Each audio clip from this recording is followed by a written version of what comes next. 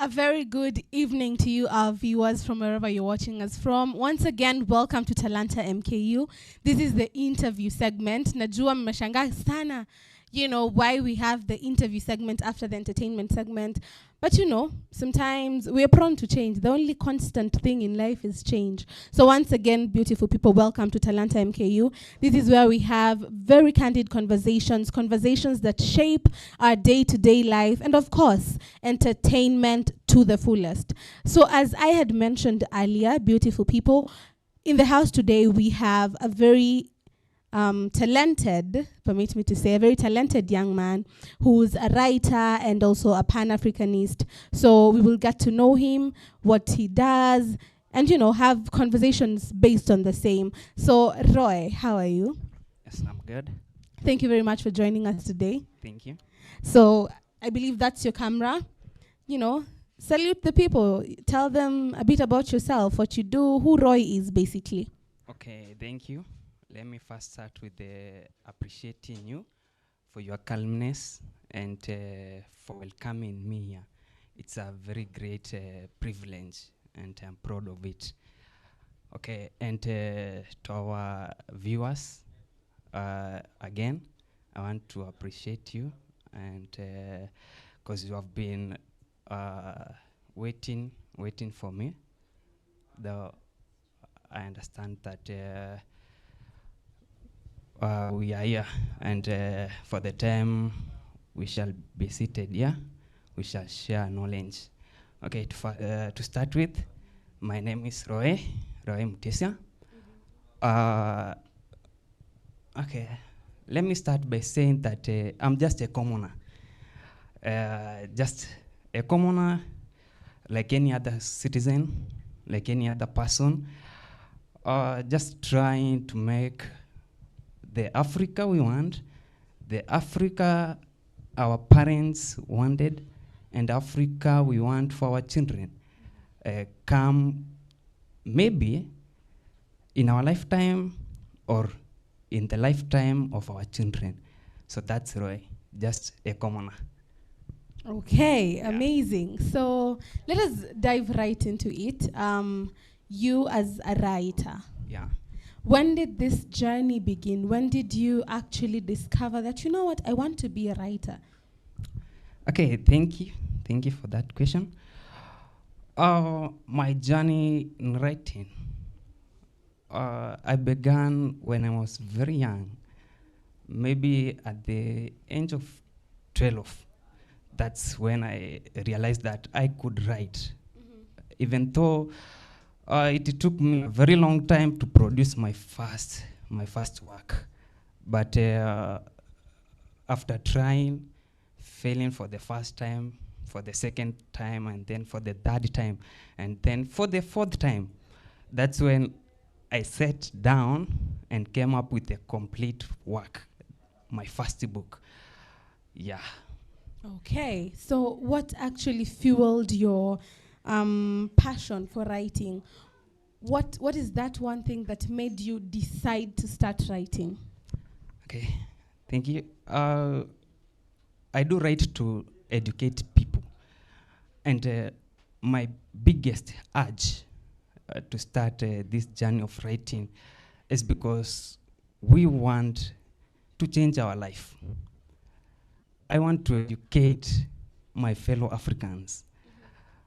It is the time that we get serious into what we want.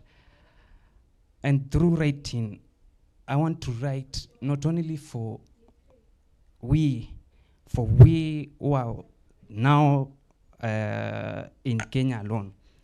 I want to write my best wish is to write for everybody in Africa.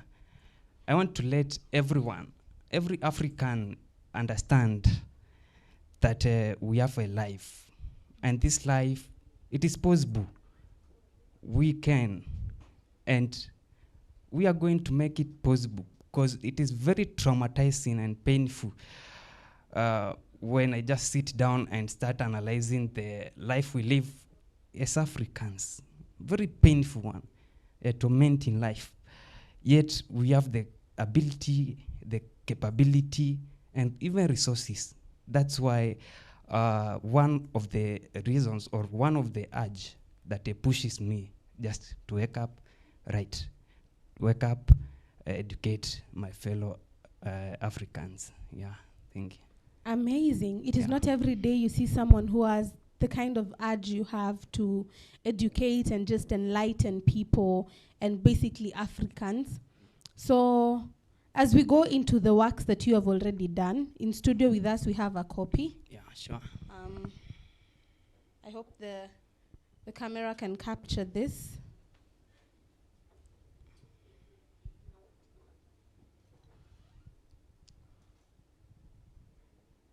Is that okay? Believe it is. Sorry guys, sorry guys.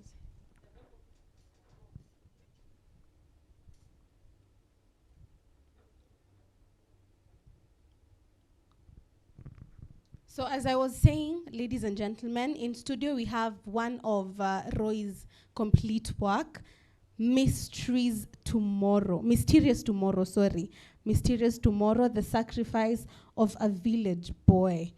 Can you just take us through what inspired this book, what the book is about, and where people can also find it? Okay, thank you.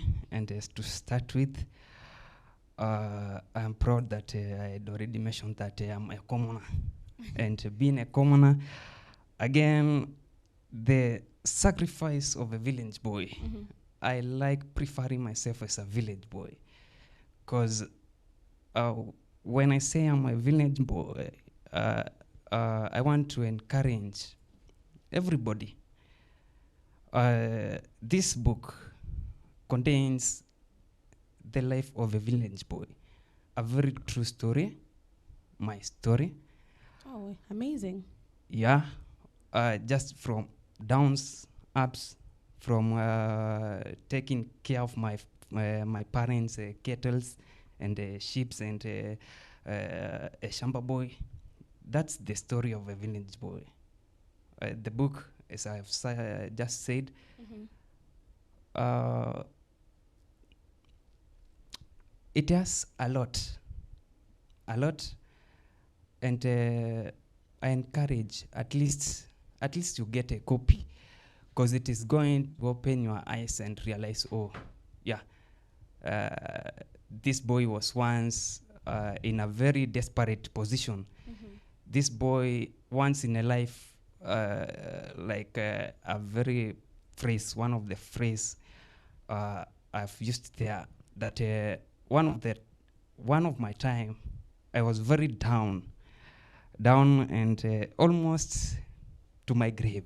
Mm-hmm. So it is a life story, a very touching one, just from where I began, very humble background, as I've just said, born in a village.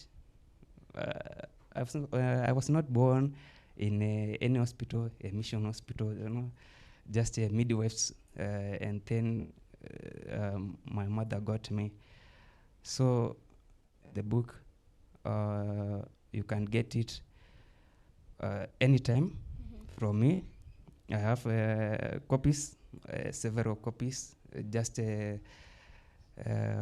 should I give out my address, or You can, okay. any details on how to access the book, where they can get it. Okay. The book, you can follow up with me. That is in every social media platform. Go just anywhere you find yourself, or you find your mind taking you to, just go and search Roy Mutisya, and we shall communicate. Just for now, I don't have a specific place that I can say move from here, go and get it from place A or place B. But I assure you, once you communicate with me, of which it is an advantage too, because we are going, you will be assured that you are going to get your copy and your money is secure, because you are going to interact with the owner. Yeah, thank you. Amazing. Allow me read something here. Yeah. As I conclude writing this novel, I humbly request you to keep calm and wait for my next novel voraciously. For my heart is urging me to write something about the black angel, and so I have to satisfy its desires. Therefore, I promise to come with something unique for you, the black angel. Why the name the black angel, and what do you intend? Of course, if it's okay for you to talk about it before it's actually released, but what inspires the black angel? Okay. Yeah. God willing, that will be my second project.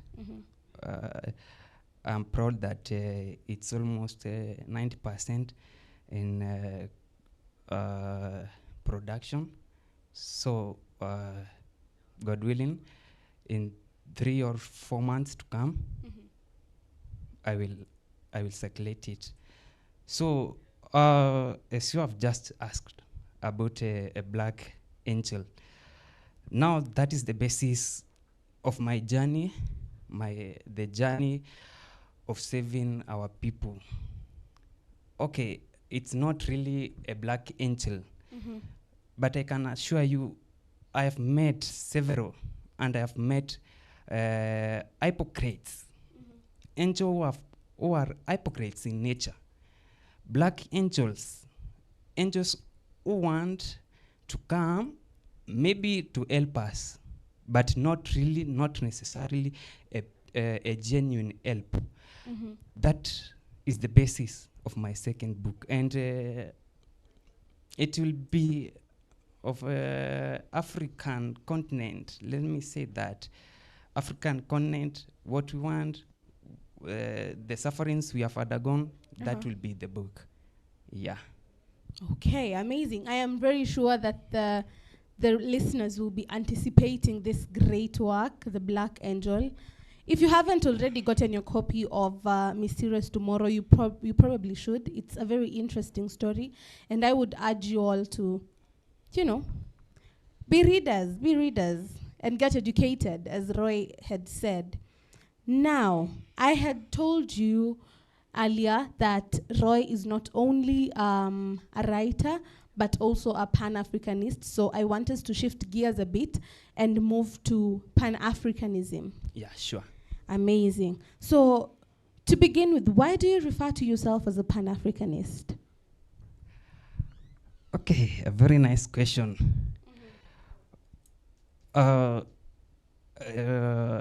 Great men may say that it is a gradual process, a process that does not take one day, a process that does not end with one leader, and a process that needs perseverance and it is an intergenerational process. Okay. That's why I want to come and try to fit in the shoes of my fellow ancestors. My fellow Africans. Sorry for that. It's okay. The people, our fathers who fought for us, what do you expect if I do not raise up to that occasion? The efforts they did will just be wasted. Yeah. So that's why I want to raise up to the occasion. I know it's very tough. Yeah. I know it's very tormenting, suffering. I will be subjected into suffering and told tremendous life, but it's okay, provided that I take the opportunity, I take and where, for instance, one of the greatest Pan-Africanists in Africa, Kwame Nkrumah, he died, and somebody else came, and maybe after a while, that person else is going to leave the stage. After leaving the stage, I want to assure you, the next person on the stage will be Roy. That's it. Yeah. Amazing. So We have other Pan-Africanists that have come before us and that will still come after us. Yeah, Do you look up to someone? Do you have a mentor? Okay, yeah, you must. And I have Mhm. not one, not two. We can mention many. We can mention and mention several. But for me, what I have done is I want to be somehow unique. Okay. I do compare notes. Let me say that. I do compare notes. I've studied the life of Kwame Nkrumah, the life of Nelson Mandela, Thomas Sankara. I've studied the life of Julius Nyerere, the life of Abdel Nasser, even the worst who betrayed us. I have also gone through it because I've told you I do compare notes. I've gone to the notes of Patrice Lumumba. So with that, I want to equip, because the first duty of a revolutionary is to get educated. You must have skills, you must have knowledge, and you must have ideas. That's why I've told you, I can't say a particular person was, or I want to be like a particular person. I want to be like several. Allow me to use that term. I want to be like many. All of them who never betrayed us. Mention them. Kwame, Julius, Mandela. Those all. Yeah. Okay, so just to inform you, our audience, today the basis of our conversations on Pan-Africanism is going to be measured on the Agenda 2063. So do not worry if you have no idea what this is, because that is why Roy is here, to take us through what it is and its importance to us as Africans. So stay put, do not go anywhere. Come with us as we unveil this very important matter, the Agenda 2063. Now, Roy, Yes.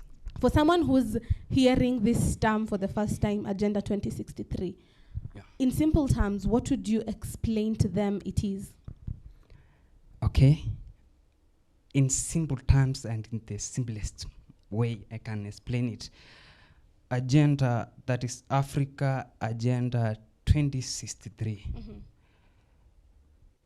That is a document, a well-written document, clearly and well documented.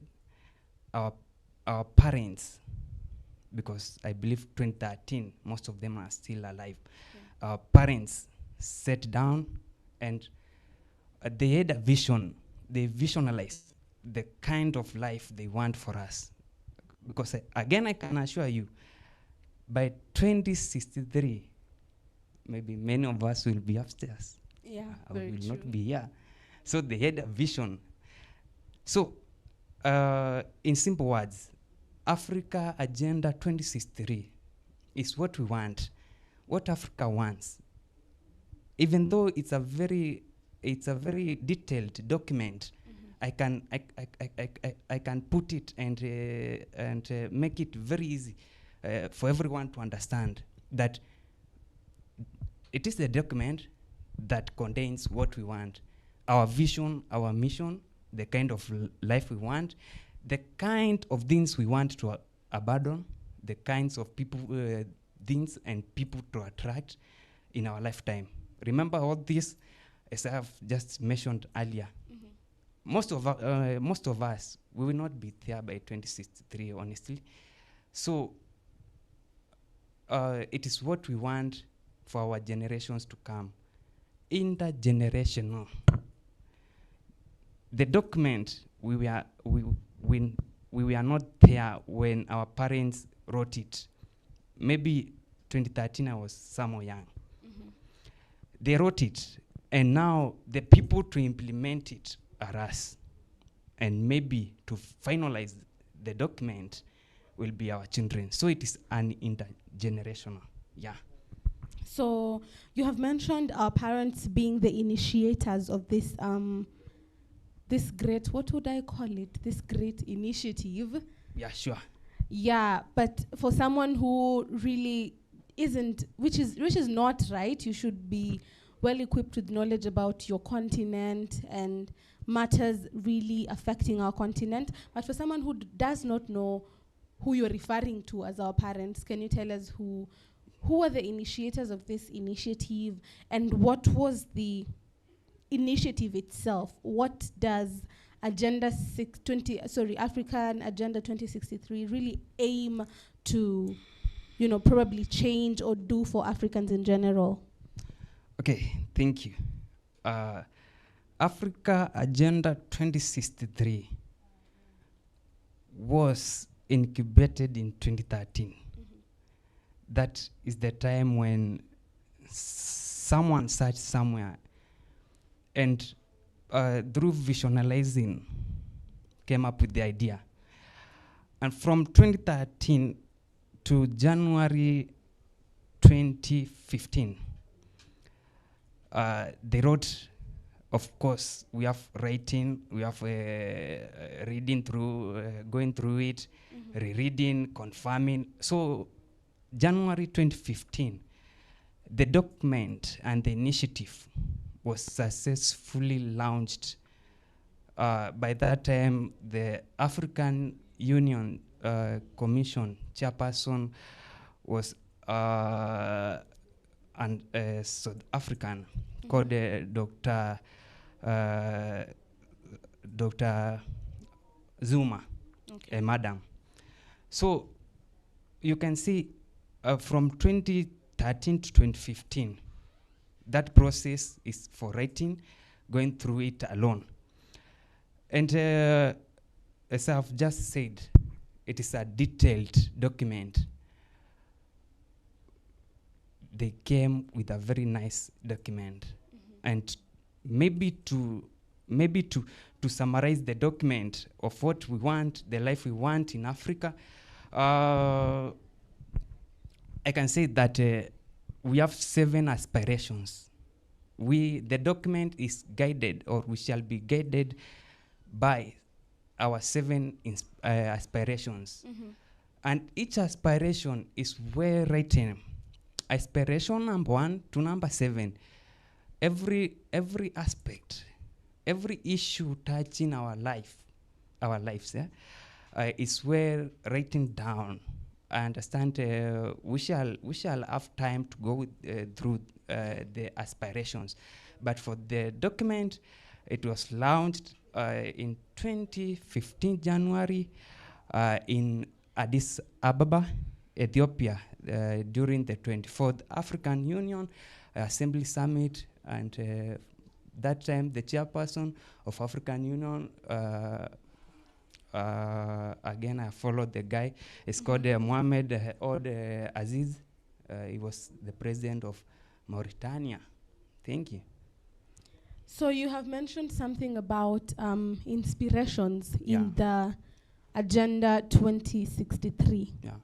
And one of them is unity in Africa. Yeah. It is quite evident that most of our African nations are not united. There is a lot of division. So what does Agenda 2063 have to say about unity? And, take us through the aspiration of unity under the Agenda 2063. Okay, thank you. To start with, unity in Africa has been a very big challenge. For years, for decades, a very big challenge. The challenge of political instability, of conflicts, civil wars, all those sorts. And that's why I would like, when we talk about African unity, we should dig deep. Okay, our document states that by 2063, there are things which we should have forgotten about them, there are some things which we should have abandoned, some things which we should have gotten.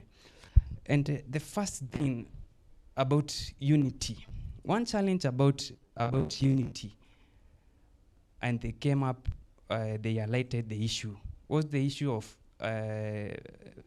finishing wars in Africa.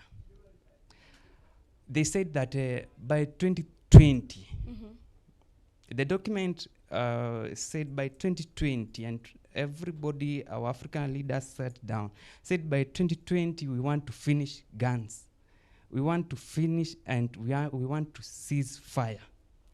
Fire in terms of wars in Africa. So 2020 came and 2020 passed. It is a past. We never achieved that. Still guns.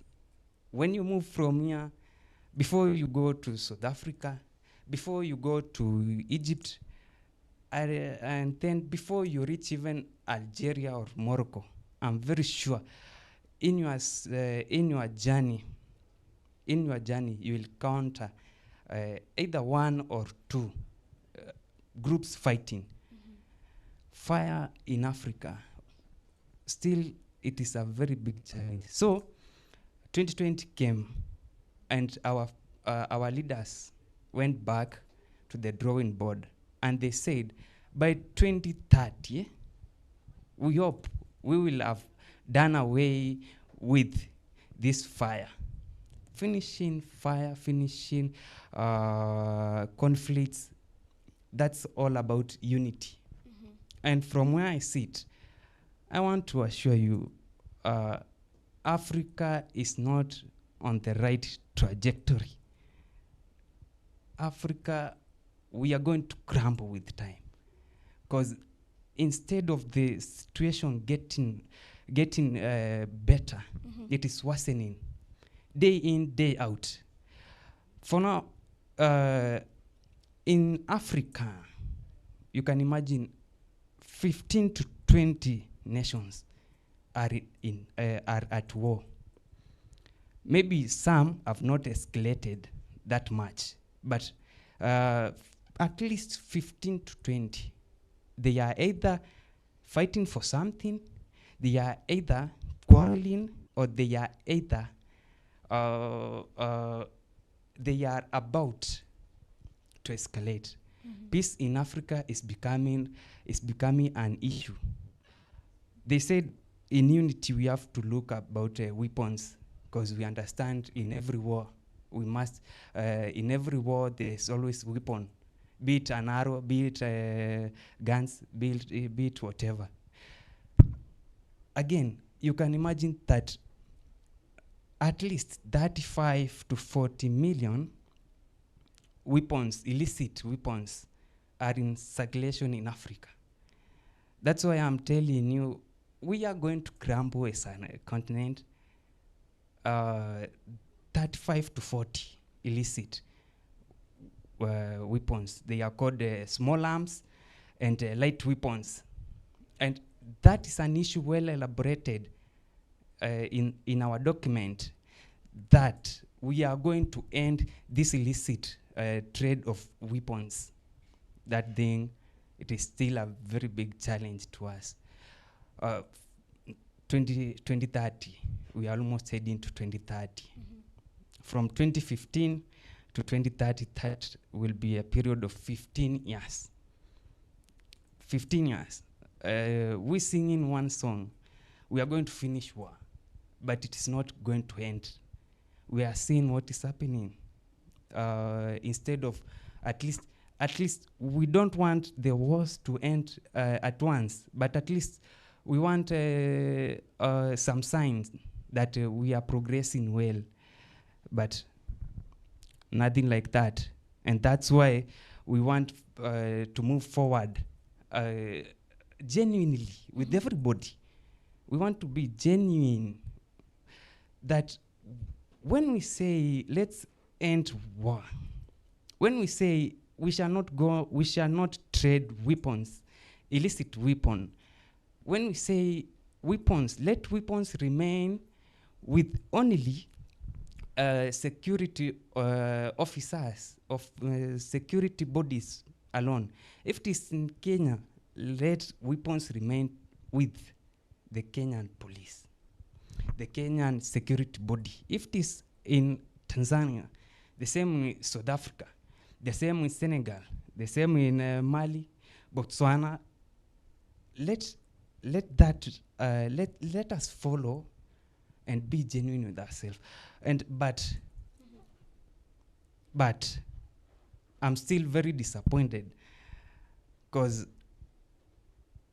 from where I sit, we are going to achieve this. We are not going to achieve this very lightly and very softly. You know, I've talked about 15 to 20 illicit weapons, small arms and light weapons in Africa. We must ask ourselves, why should I own a gun and I'm not a police officer? Why should you own a gun yet you are not a police officer? A very crucial question. And we'll come to realize that the issue of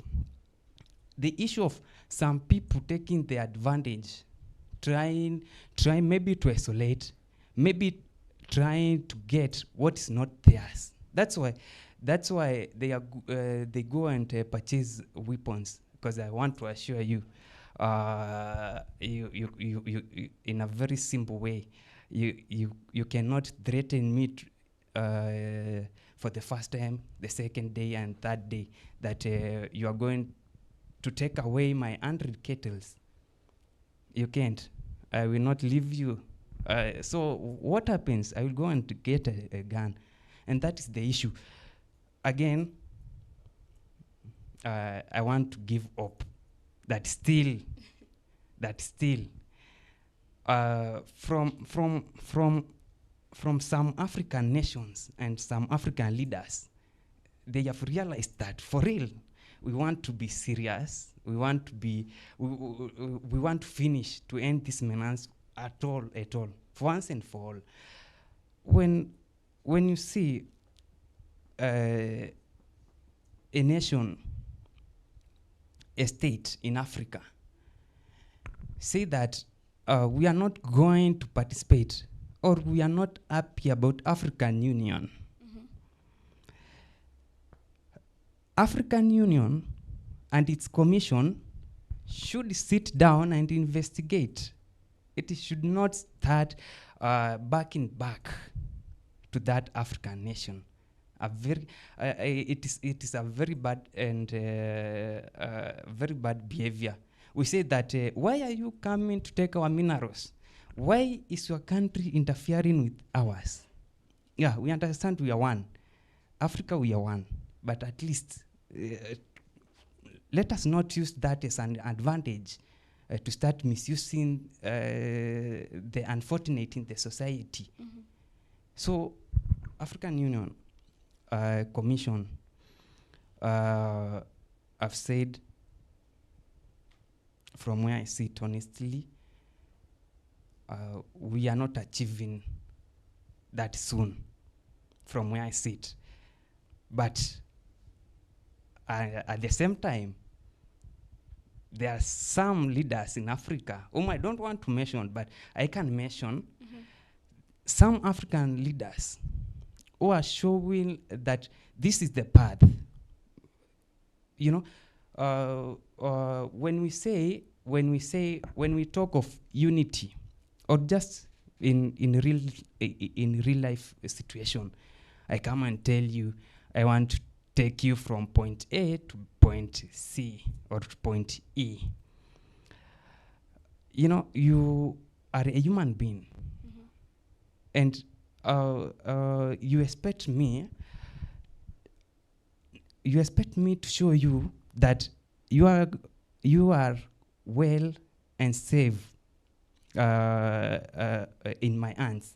What I'm trying to mean, if African Union Commission tells us they want and they mean well with our peace, let them show us. You cannot tell me I'm going to take you from point A to C, but you are taking me from point P to Z. That's not possible. Okay. What I want to say is, let them show us, at least first, let them give us hope. Mhm. First, give us hope, and we shall believe in you. We shall believe you. But if wars are coming, countries are fighting, so nothing like that. Allow me ask you, though, Roy, you have mentioned leaders. Yeah.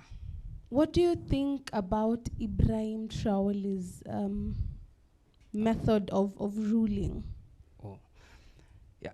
Thank you. Oh, to begin with, I must caution Africa and everybody that Ibrahim Traore, captain, is a man to watch.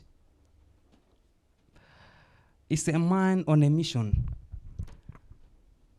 You are going to understand that in Africa and everywhere that there's this Captain Ibrahim, Captain Traore effect.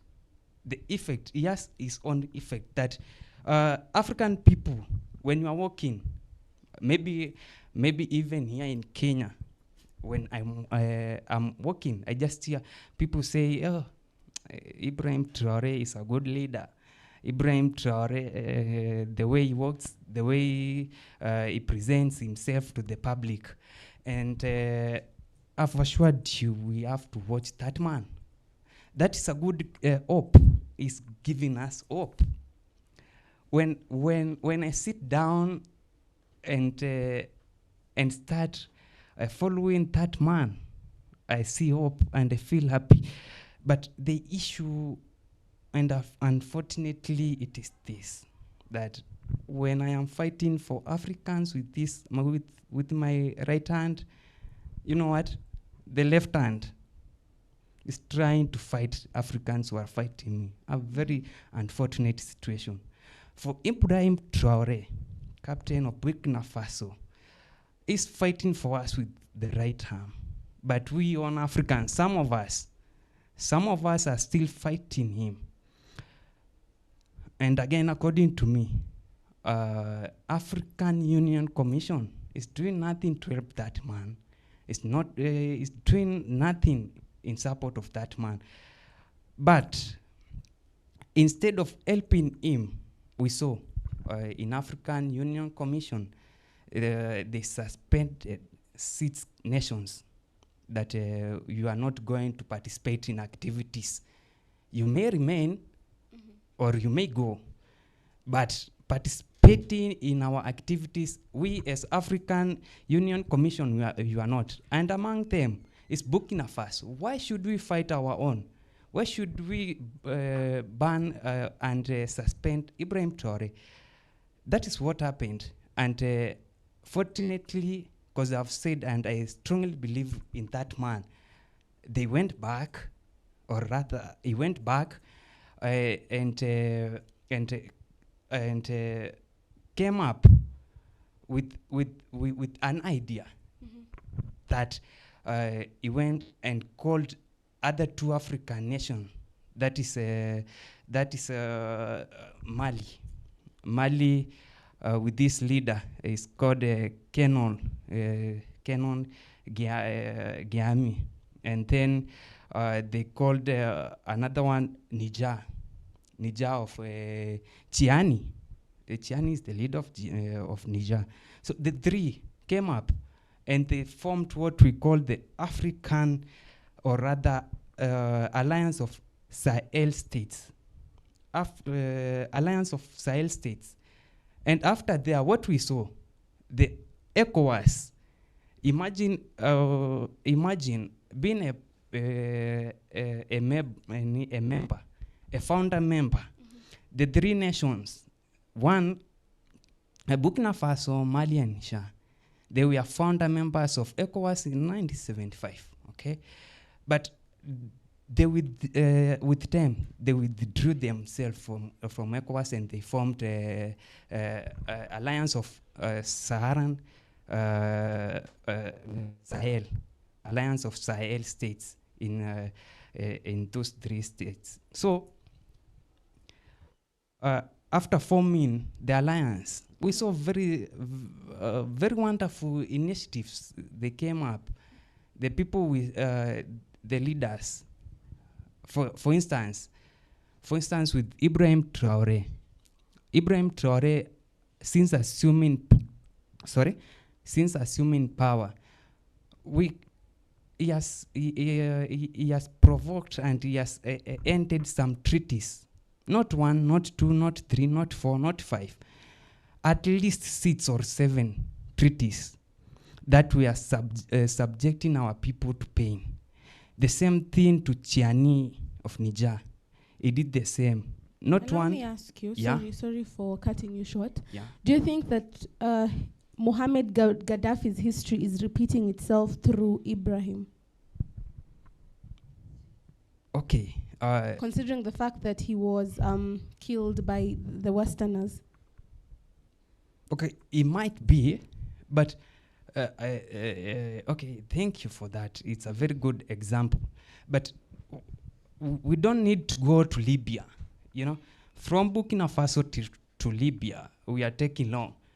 We are going to stay in Burkina Faso, and we are going to say that the spirit of Thomas Sankara is coming up again. The reincarnation of Thomas Sankara in Ibrahim Traore. You will understand that whatever Ibrahim Traore is doing was done by Ibrahim Sankara. That is Thomas Sankara. And they killed him. Don't ask me who. Everybody knows who killed Thomas Sankara in the same nation. And again, what pains me, these leaders are eliminated when they are young. Thomas Sankara, he was very young. Ibrahim Traore, right now, the times of coup he has undergone many since assuming power.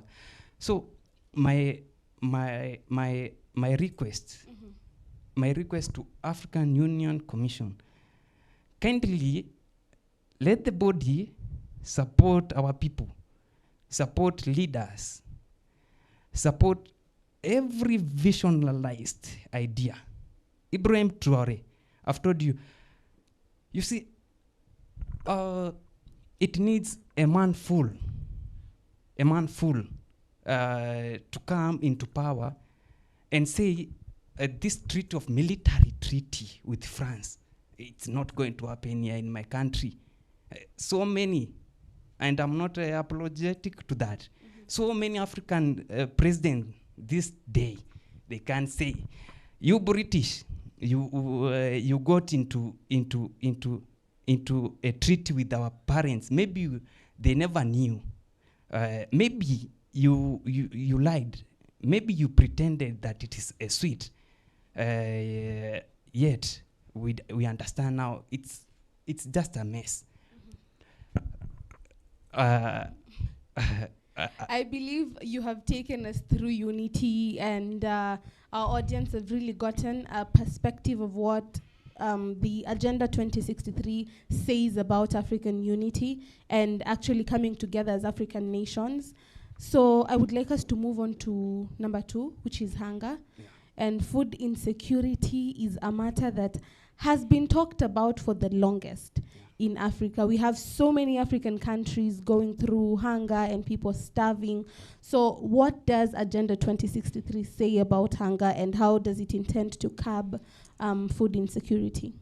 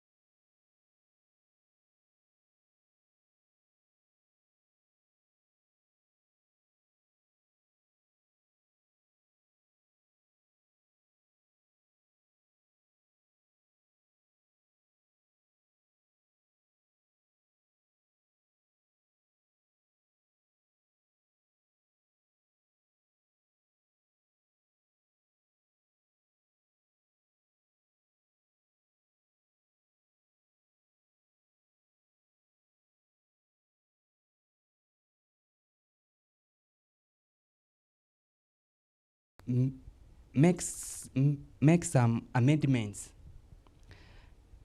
It's not necessary. I'm not saying we should kick away English. I'm not saying we should make agriculture compulsory instead of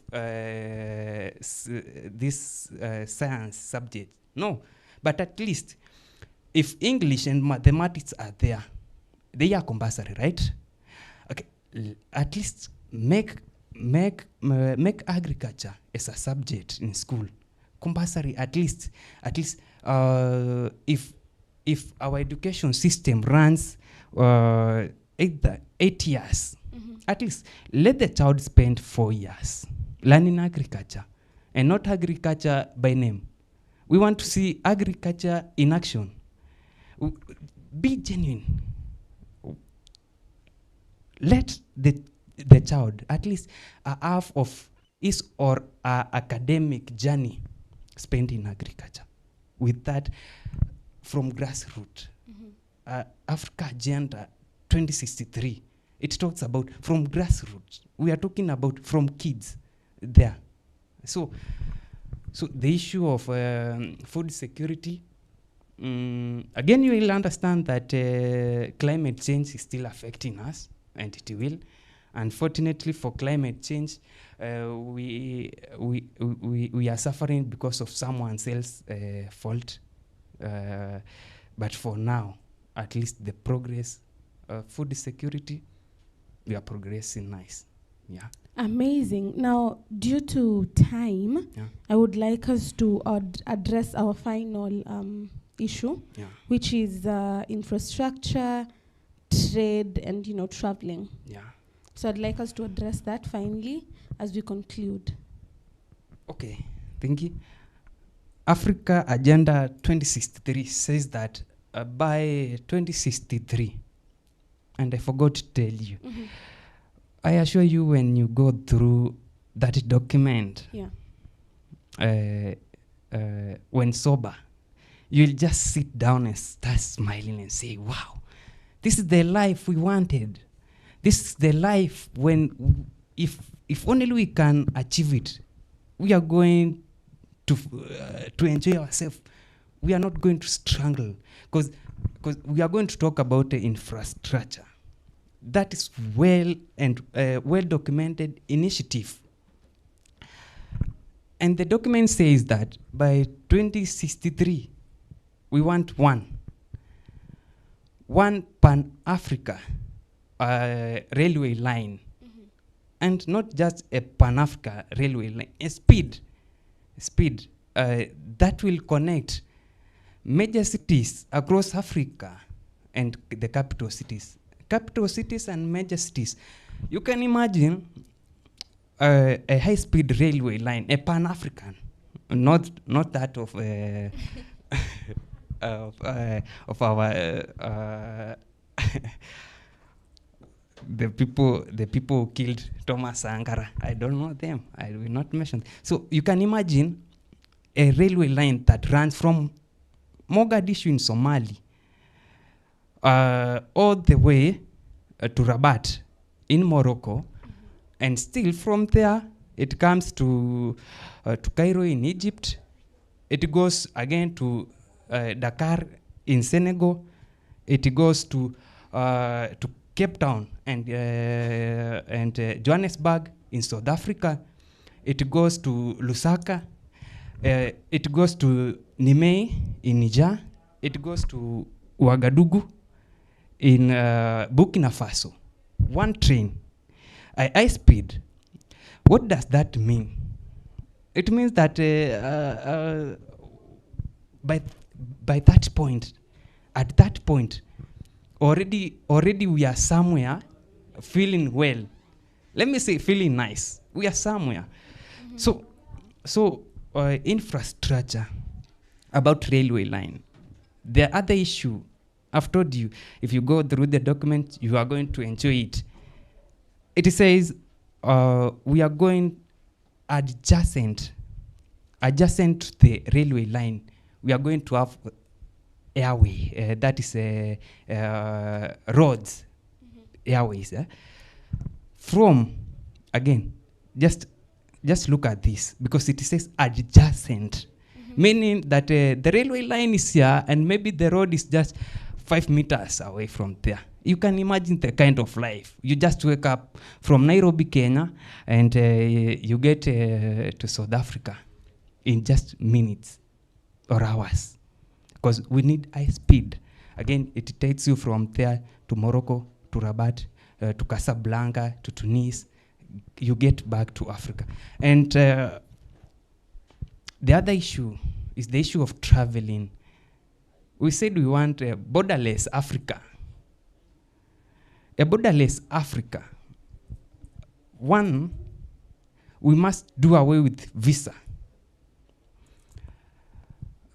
At some point, the Kenyan president, when campaigning, said that he wants to do at least to do away with visa. You have seen leaders trying borderless Africa, meaning that you don't need to wake up, go move from here to Nairobi, go and fill a 100 pages document that requires you. Imagine these people are asking. I go there to sign a visa, and they ask me, and what is the name, or what is the name of your grandfather? Honestly, what is that? I want visa, and now you want to ask me, you want I to fill everything. Almost you are going to ask me, how many children have I produced? That is, if I'm married. You want to ask me that? So we must do away with visa. We must open our borders. But again, remember, we are not going to open our borders anyway until unity, until peace is settled. The other issue? Trade in Africa. Our president, again, when campaigning, I might not have liked him, I don't know, but I liked him because of one thing.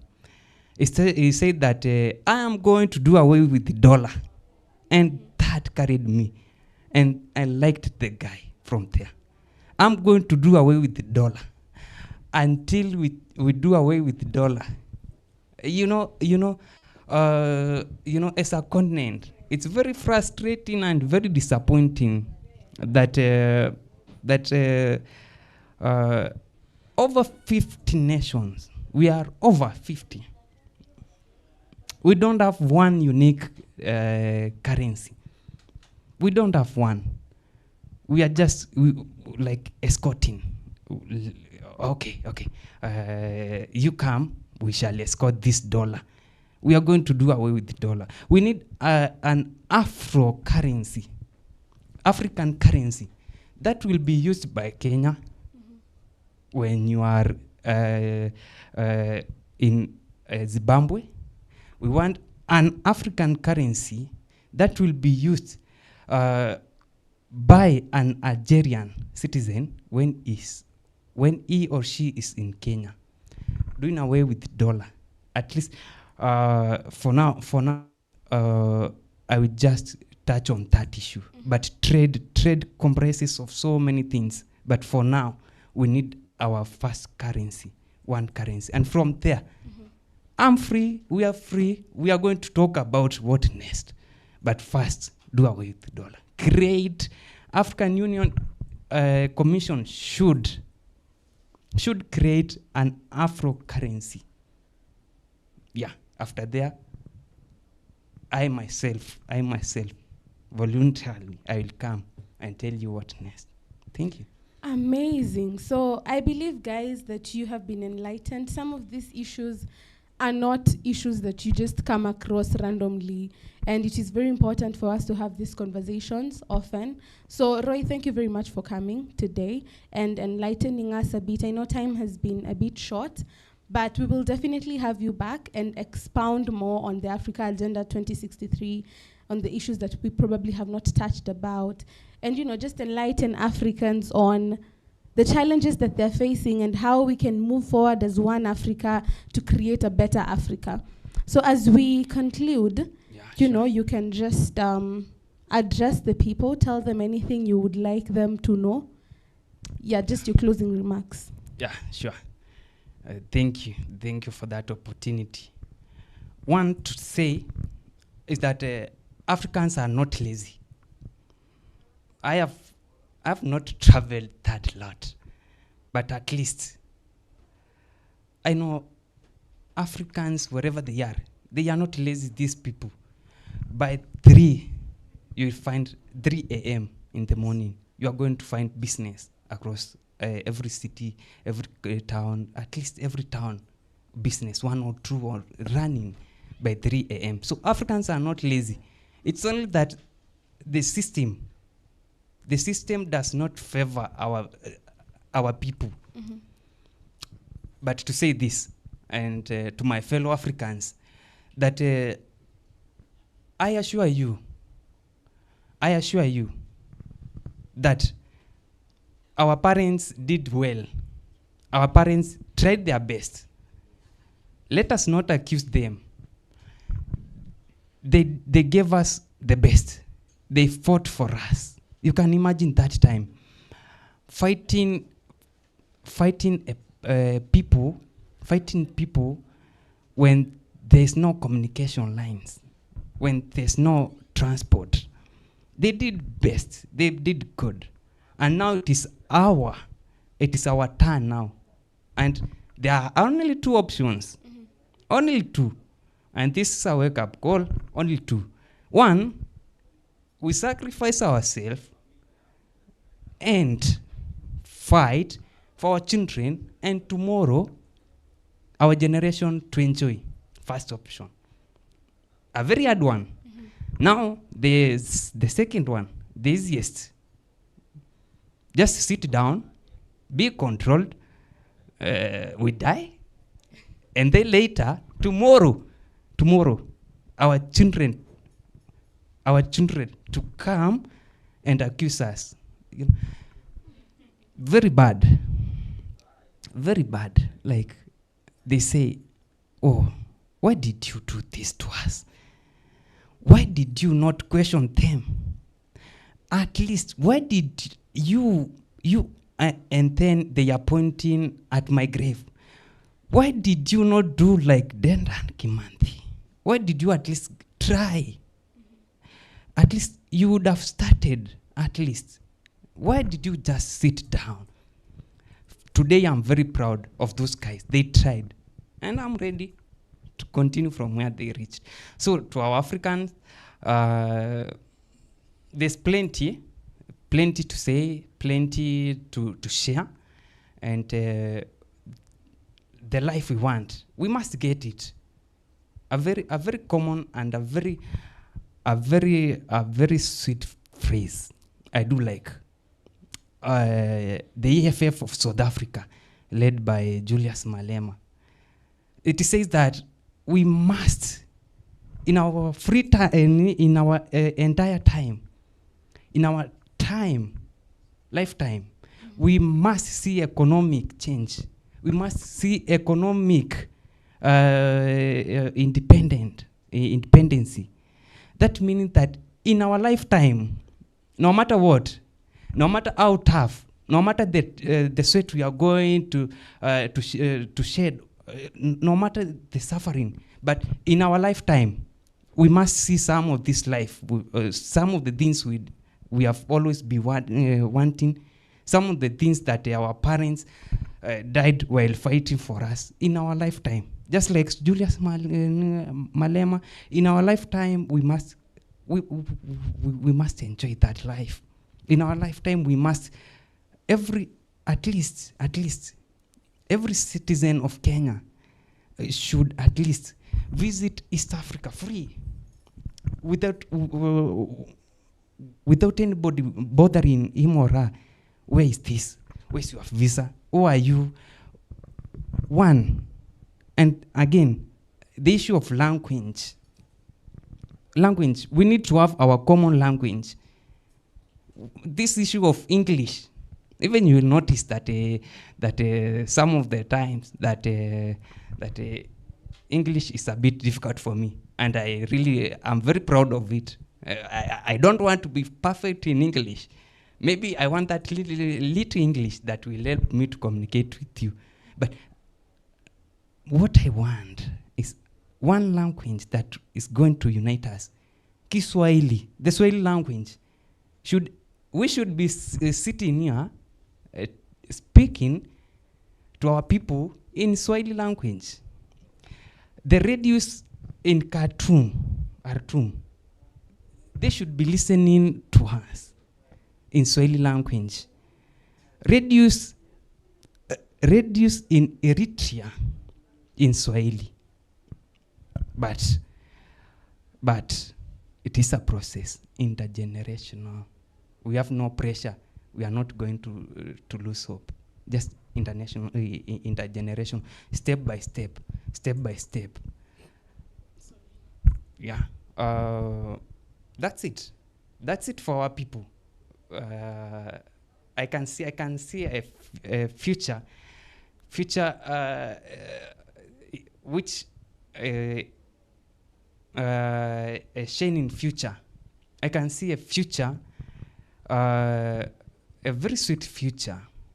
I can see dreams come true. I can see what we wanted, the kind of life we have always prayed for. I can see it, but I can see suffering now. I can see people leaving us, not through God's plan, but leaving us. I can see leaders leaving the stage immature for now, but that time I can see a shining future for our people. Yeah, I pray that the other round we touch on land issues, because still land. We touch on health, we touch on education, because what we feed our people, our children with, it's very important. Thank you. Thank you very much for coming, and we will definitely touch on all the other issues that we have not discussed today. It's just that time is a limited factor, and we have other activities. Do not forget, guys, we have our inauguration today. So we have a very busy night. Actually, it's on right now. That is why we don't really have much time on our side. So once again, ladies and gentlemen, thank you very much for joining us on Talanta MKU. My name is still Ayieta Naomi Kinyi, and ensure to tune in to Talanta MKU each and every Friday from 6:30 to 9. Today we've extended a bit, but yeah, thank you very much for joining us, and thank you very much for coming, Roy. Thank you. Amazing. So ladies and gentlemen, till next time, have a lovely night.